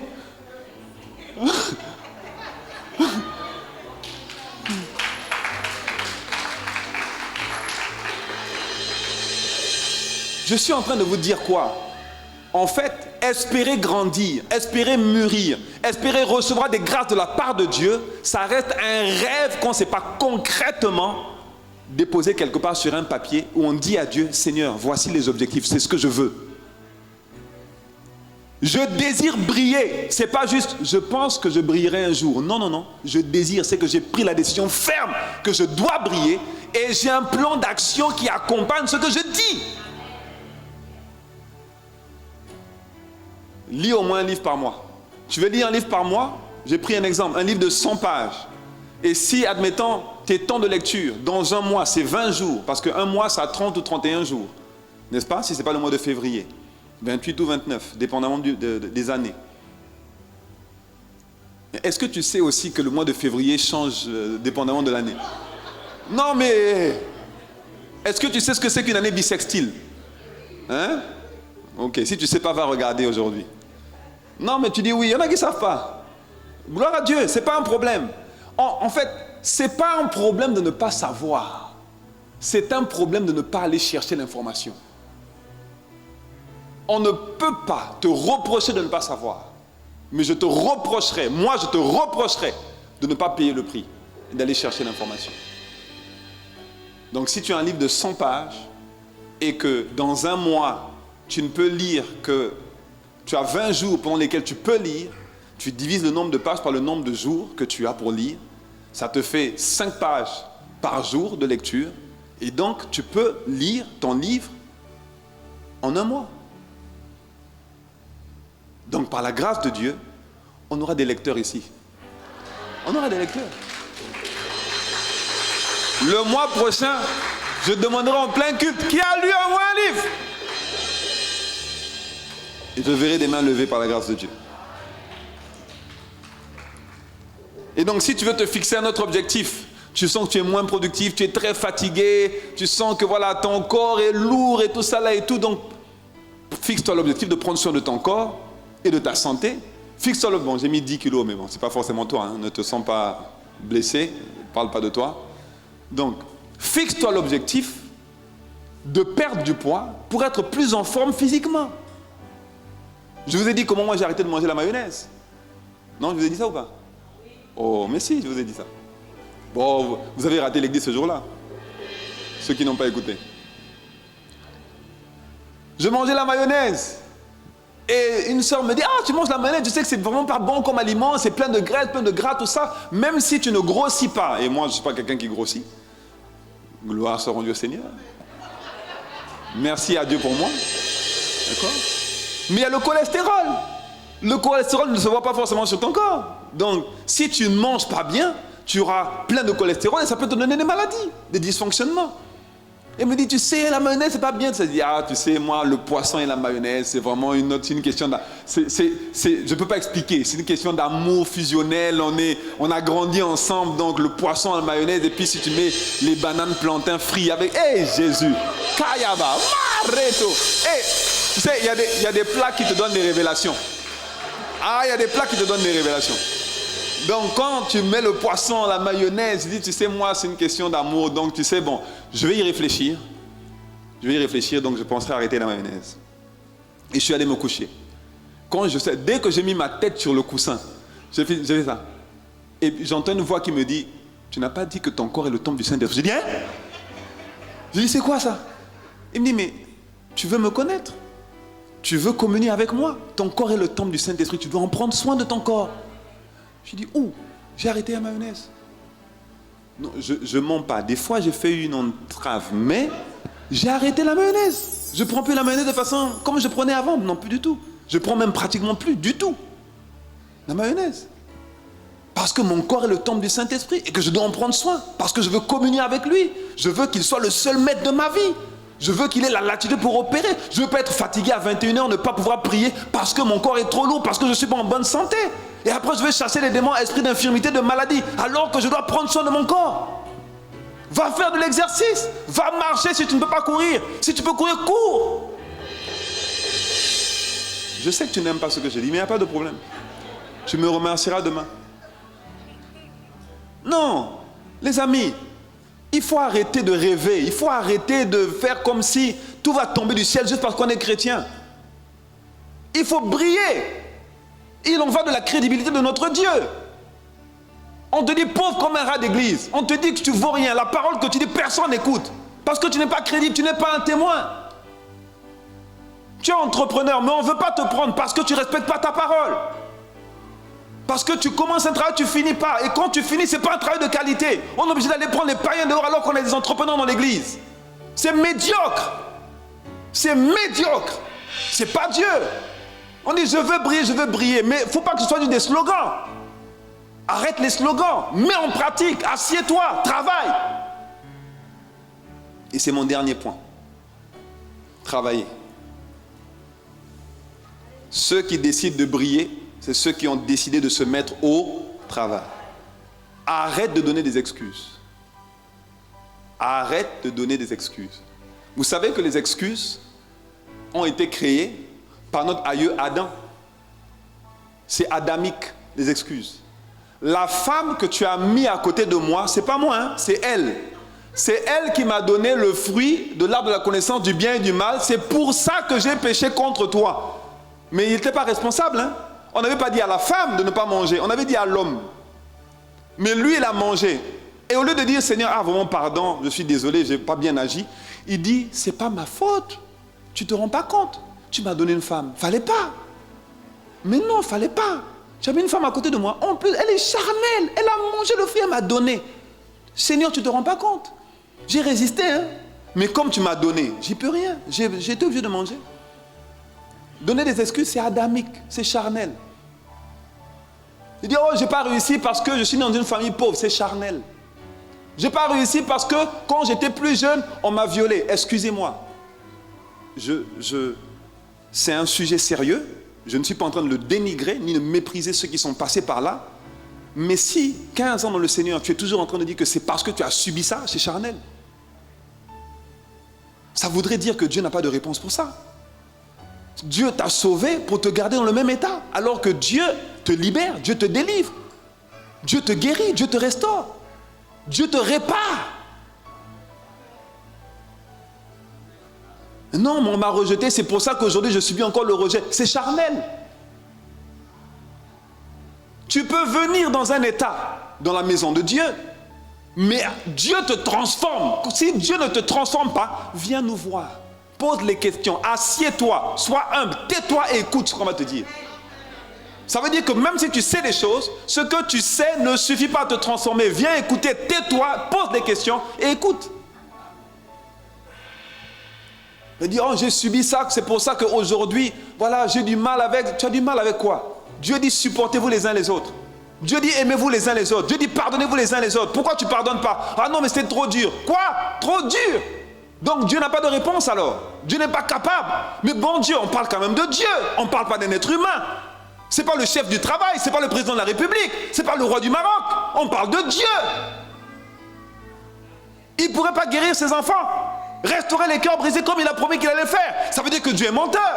Or la Bible dit qu'il est impossible qu'il mente. Impossible que Dieu mente. Impossible. Il a des réponses pour les affligés. Il a des réponses pour les briser. Il a des réponses pour les rejeter. Il a des réponses pour ceux qui ont été violés, martyrisés, méprisés, rejetés. Il a des réponses pour tout le monde. Il guérit des divorces. Il guérit des situations douloureuses. Il guérit de toutes choses. Il sort de la paresse. Il sort de la procrastination. Il sort de la timidité. Il a des réponses.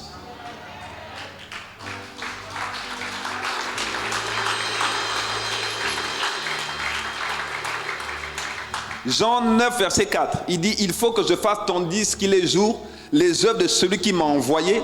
La nuit vient où personne ne peut travailler.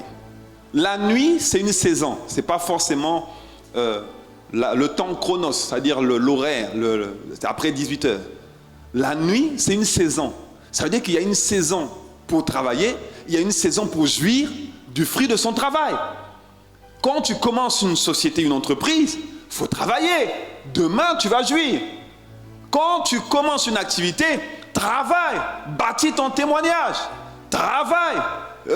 Rentabilise l'entreprise. Ne commence pas à manger tout de suite. Travaille. Il y a une saison pour ça. Jean 5, 17. Jésus leur répondit, mon Père a agi jusqu'à présent, moi aussi j'agis. La version parole de vie dit, mon Père travaille depuis toujours et moi aussi je travaille. Et comme nous avons été créés à l'image de Dieu et selon sa ressemblance, Dieu est un travailleur. Jésus était un travailleur. Jésus priait toute la nuit pour pouvoir travailler le matin, choisir les disciples. Il priait toute la nuit pour pouvoir opérer, faire les miracles. Il ne comptait pas sur ses propres capacités. Il a dit que lui aussi, il a fait ce qu'il a vu le Père faire. Il a dit ce que le Seigneur, le Père lui a enseigné. Jésus travaillait. Il travaillait sur sa foi, sur son ministère. Et en plus, il était charpentier. C'était un travailleur. C'est comme si on est devenu chrétien, devenu fainéant. La paresse. Oh, ça va aller. Dieu fait grâce. Quoi? La grâce se provoque. La grâce se provoque. Ecclésiaste 10, verset 18. Quand les mains sont paresseuses, la charpente s'affaisse. Et quand les mains sont lâches, la maison est des gouttières. La paresse, tu as payé un prix. Oui. Ta maison ne sera pas bien bâtie. Ta foi ne sera pas bien bâtie. La plupart des gens dont la foi n'est pas bien bâtie, ce n'est pas qu'ils ne sont pas intelligents, qu'ils ne sont pas qualifiés. Bien-aimés, si on nous qualifiait par l'intelligence, aucun d'entre nous n'aurait été qualifié. Aucun. Ce n'est pas une question d'intelligence humaine. C'est une question de s'asseoir, de dépendance à l'Esprit de Dieu et laisser Dieu nous transformer par sa parole.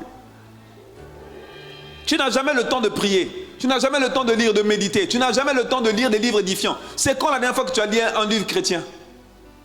Tu allais lire, c'est quoi? J'ai lu, m'ont lu, les livres, les romans. À l'époque, il y avait des romans photos qu'on appelait Nous deux. Ça existe toujours? Nous deux. Vous connaissez ça? Vous n'avez pas connu ça là? Oh, il faut sortir le dimanche, vous aussi. Oh. Nous deux. Les romans photos. Tu lis les Nous deux. Toi, homme, tu lis que les nouvelles sur Internet qui parlent de sport. Cristiano Ronaldo, Messi, la Coupe d'Europe, Copa América. C'est tout ce que tu regardes sur Internet. Tu vas acheter 11 mondiales. C'est tout ce que tu lis, que des livres sportifs. Et tu veux être consistant? Tu veux grandir?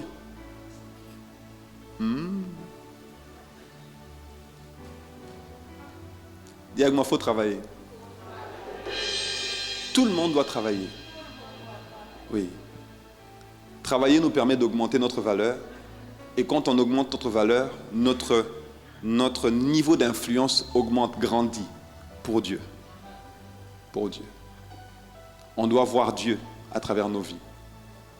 Et nos histoires doivent donner envie aux gens de venir à lui, de le saisir et de vouloir faire comme nous. On doit pouvoir dire, je veux être comme toi quand je serai grand. Qui veut te ressembler? Pose-toi la question. Qui veut être comme toi? Tu dois donner envie aux gens d'être comme toi. Nous allons nous tenir debout, nous allons prier.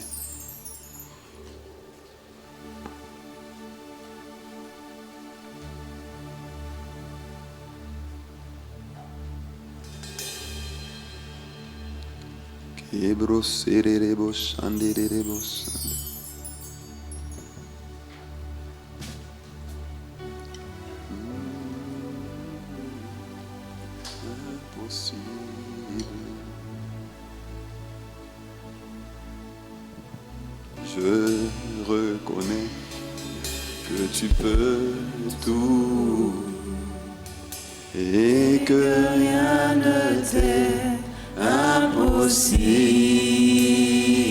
Je reconnais que tu peux tout et que rien ne t'est impossible. Je reconnais, Seigneur, que tu peux tout faire, que Jésus, tu as reçu le pouvoir de tout assujettir par ton esprit. À toi, il y a le pouvoir de t'assujettir toutes ces choses. Je reconnais que tu peux tout faire. à travers tes rachetés, à travers tes petits frères et tes petites sœurs. Je reconnais que tu opères encore, tu fais encore la différence par ton esprit. Je reconnais que tu peux tout et que rien ne t'aide. Ah, dis-lui, je reconnais que tu prends des héros pour en faire des héros. Je reconnais que tu n'es pas impressionné, tu ne fais pas l'amour quand tu vois un grain de sénévé, mais que lorsqu'une foi est aussi grande qu'un grain de sénévé, on peut parler à la montagne et cette montagne se déplace. C'est toi qui as dit de ne pas négliger les faibles commencements. Oh oui, je reconnais que tu fais tout à merveille, que tu fais tout par ton esprit, que tu opères les miracles, que tu opères les prodiges, que tu fais la différence.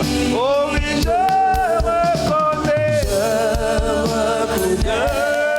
que tu vas nous faire briller dans cette décennie, briller dans cette saison. Ce n'est pas pour rien que tu as envoyé la parole qui dit lève-toi et brille.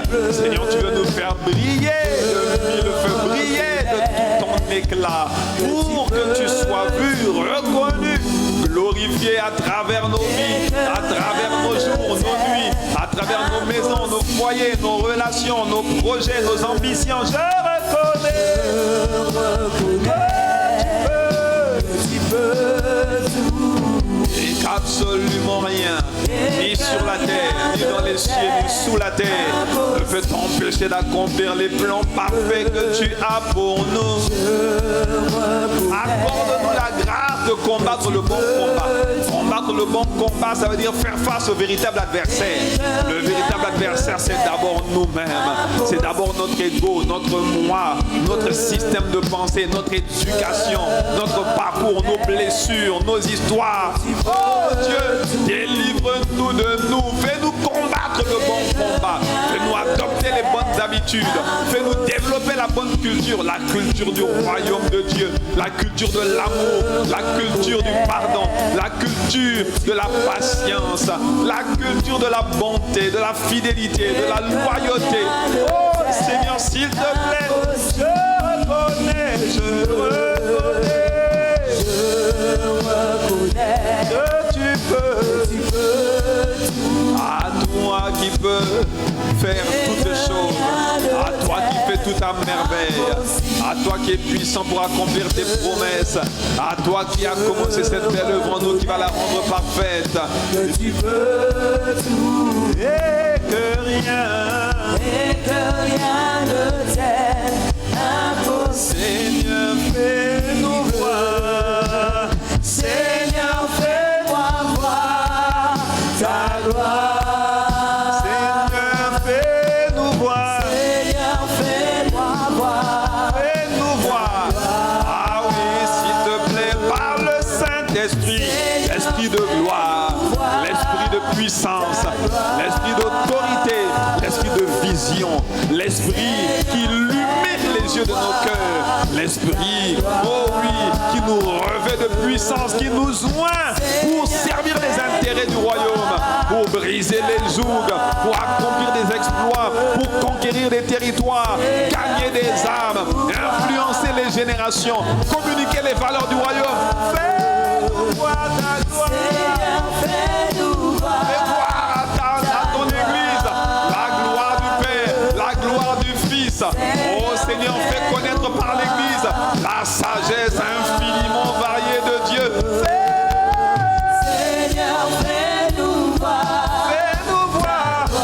S'il te plaît, donne-nous de changer de statut et donne-nous de changer de stature. Donne-nous d'être des géants spirituels, des malabars. Donne-nous d'aller à la conquête de notre moi, à la conquête de nous. Oh oui, Seigneur, que nous soyons le premier territoire que tu vas gagner, le premier territoire que tu vas conquérir, le premier territoire dans lequel ton règne sera visible. C'est nos cœurs, c'est nous, nos vies.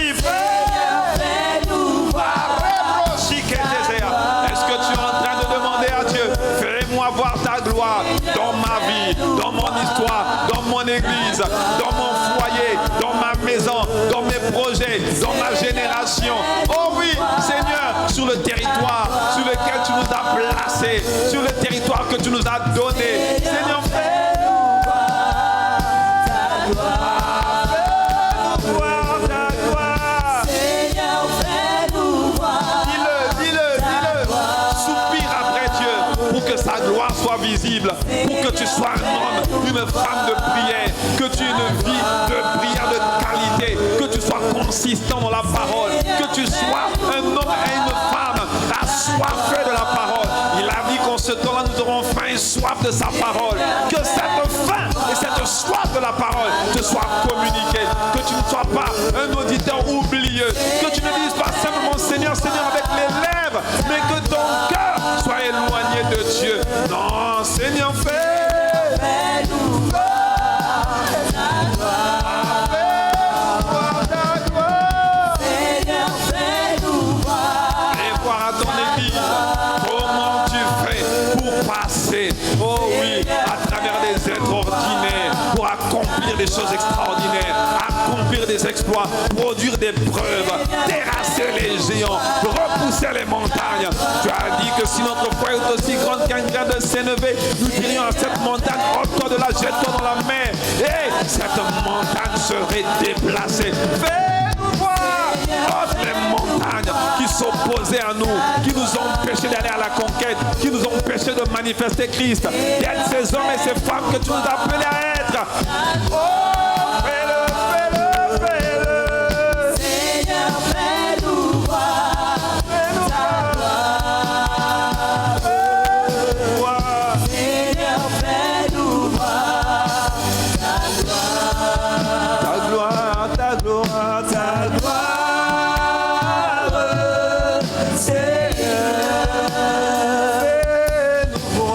Seigneur, fais-nous voir ta gloire.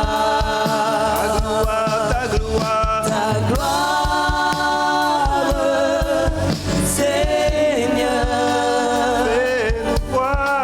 Seigneur, fais-nous voir ta gloire.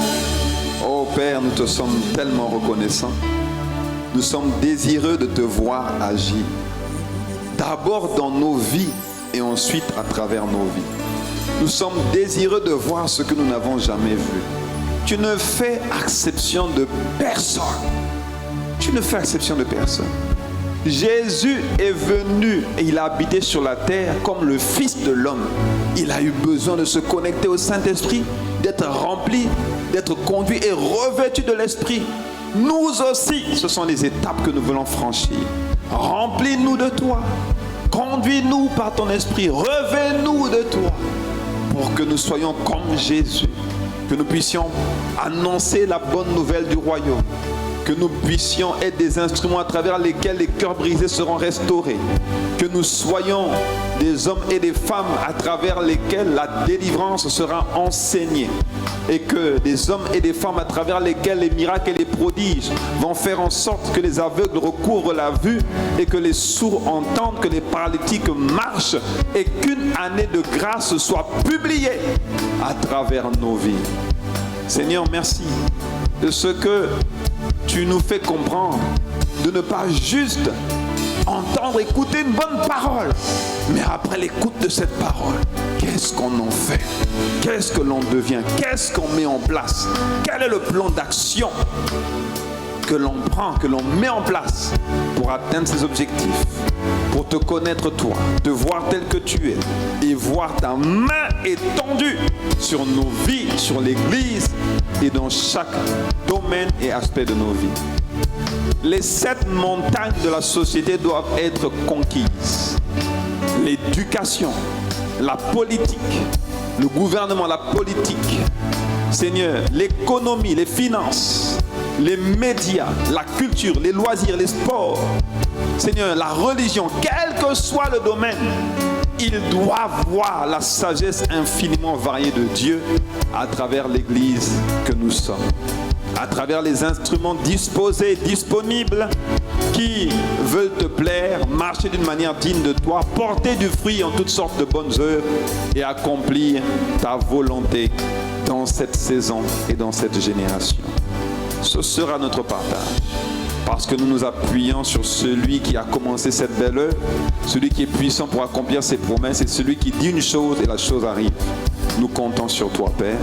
Pas sur nos qualités, pas sur nos forces, pas sur nos compétences, pas sur nos expériences, pas sur notre nom de famille, pas, Seigneur, sur nos comptes en banque. Nous comptons sur l'assistance précieuse et importante, puissante de ton esprit. Merci de ce que nous le déclarons aujourd'hui et nous le verrons s'accomplir. Merci, Père. Dans le nom puissant de Jésus, nous t'avons prié avec action de grâce et reconnaissance. Amen. Amen. Amen. Oh, est-ce que tu peux acclamer mieux que ça pour la parole de Dieu qu'il a libérée en ce jour?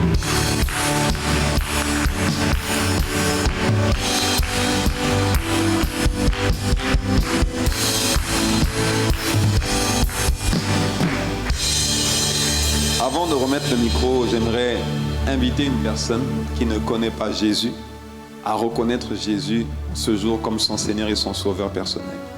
Nous avons lu tout à l'heure que Jésus a fait de nous des enfants de lumière. Dans Matthieu chapitre 5, il dit « Vous êtes la lumière du monde et vous êtes le sel de la terre ».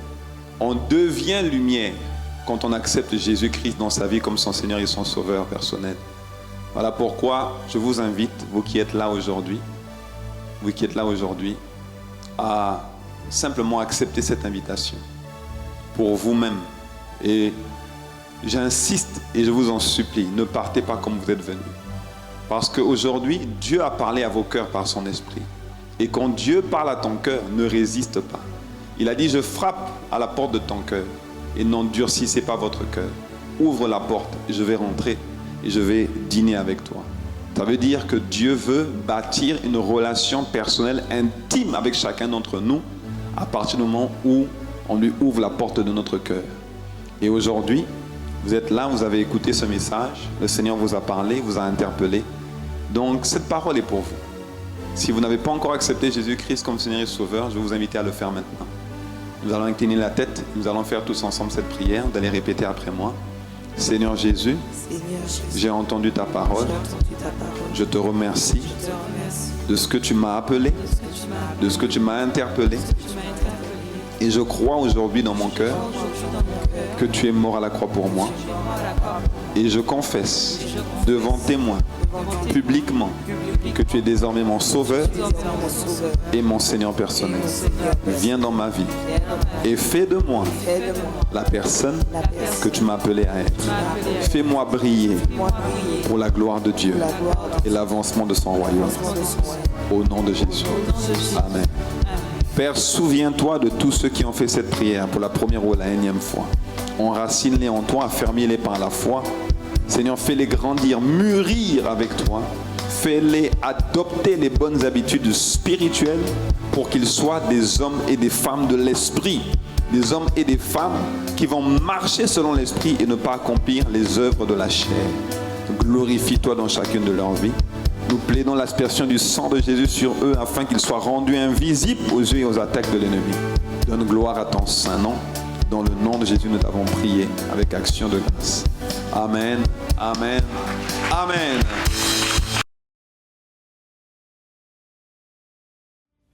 Merci d'avoir pris le temps de suivre ce message jusqu'au bout. Nous croyons que vous avez été nourris et édifiés.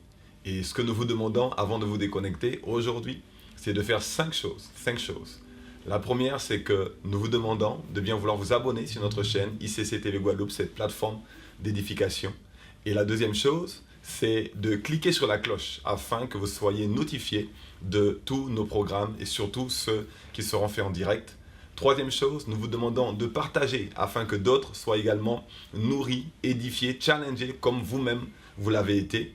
Quatrième chose, nous vous demandons de liker, ça veut dire de cliquer sur le pouce afin de dire justement que vous avez apprécié. Et enfin, dernièrement, de commenter, de laisser un commentaire pour que cela attire d'autres personnes et que d'autres personnes se nourrissent également de ces messages qui, par la grâce de Dieu, vont être vraiment challengeants pour eux comme ils l'ont été également pour vous. Nous vous disons merci une fois de plus de vous être connectés, d'être venus sur notre plateforme ICC TV Guadeloupe et d'avoir suivi ce message jusqu'au bout. D'ici là, Nous vous souhaitons une très bonne semaine, excellente semaine dans la présence de Dieu et que Dieu vous bénisse encore une fois. Peace.